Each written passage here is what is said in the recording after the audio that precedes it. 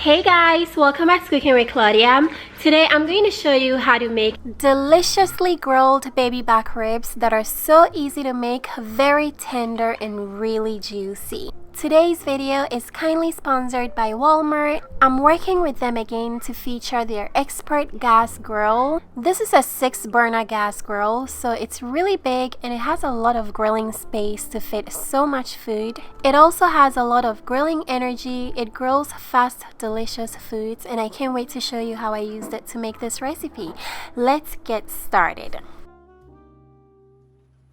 Alright you guys, so I'm using about 6 pounds of baby back ribs. Baby back ribs are a lot tender and leaner than spare ribs, so make sure you use them for this recipe if you can. When you turn over your ribs, there's a very thick membrane on the bone side that has to come off. The membrane is very tough and chewy, so do not forget to remove it, okay guys?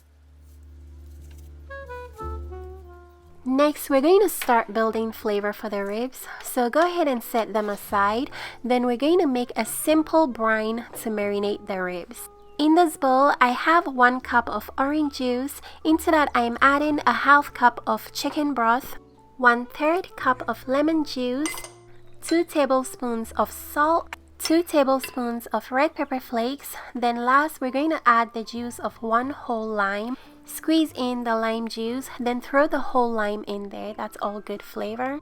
Go ahead and mix everything together. Once mixed in, go ahead and set it aside. Then you're going to grab the biggest marinating bag you can find. You can use an oven bag or a very big Ziploc bag. Place the baby back ribs in there, then pour the brine all over them. The brine is going to add a lot of flavor to the ribs, and it's also going to make them extra tender. Seal the bag and make sure you get rid of most of the air in the bag. That way the ribs can soak in the marinade very well. Shake the bag to get the marinade everywhere.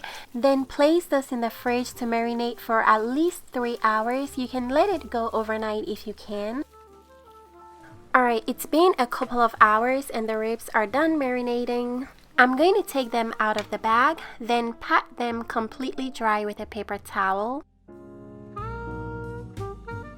Next, we're going to pack the ribs with some more flavor, so go ahead and set them aside. Then we're going to make a delicious dry rub for them.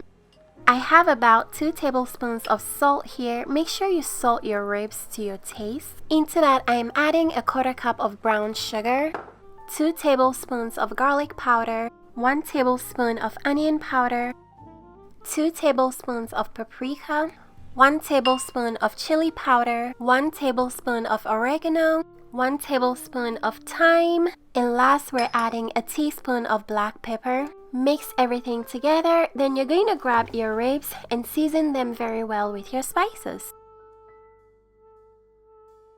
Don't forget to turn them over and season the bone side as well. Once the ribs are very well seasoned, we're going to start grilling. I've gone ahead and preheated my expert grill to 275 to 300 degrees Fahrenheit. It's smoking hot right now. And this grill has just under 700 square inches of grilling space. It has a lot of cooking space to make big meals for a large group of people. I could easily fit 4 huge racks of ribs here, which is very impressive. We're going to slowly grill the ribs for 2.5 to 3 hours.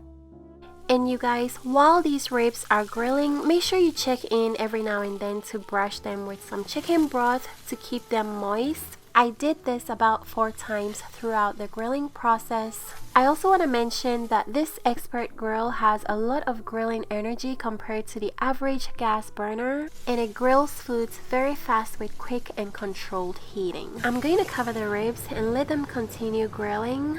Alright you guys, these babies have been grilling for about 2 hours. They're looking really good. I'm going to move them to the side. Then we're going to make a delicious bourbon glaze for them. I have a deep dish pan on the heat. Into that, we're going to add 1 cup of bourbon. The hard liquor will add a lot of flavor and kick to the ribs, but if you don't like that, you can use chicken broth. We're also adding 1/3 cup of honey. At this point, I was completely over measuring the ingredients, so I was just eyeballing everything. 3 tablespoons of soy sauce, 2 tablespoons of hot sauce. You can add more if you want. a half teaspoon of cayenne pepper, seasoned with a little bit of salt and pepper. And you guys, I know I've used spicy stuff in this recipe, but the ribs will not come out spicy at all. The taste will be perfectly balanced. Last, we're adding 2 tablespoons of butter and mixing everything together. We're going to cook the sauce for about 10 minutes until it bubbles up and reduces. Once the reduction process is done, that's where it's at, you guys. The bourbon taste is kicking good. At this point, we have about 15 minutes of grilling to go. We're going to brush the bourbon glaze all over the ribs, and we're going to do the brushing 3 different times every 5 minutes. Okay, guys? Brushing number 1 is done. I'm going to cover the ribs and let them grill for 5 minutes.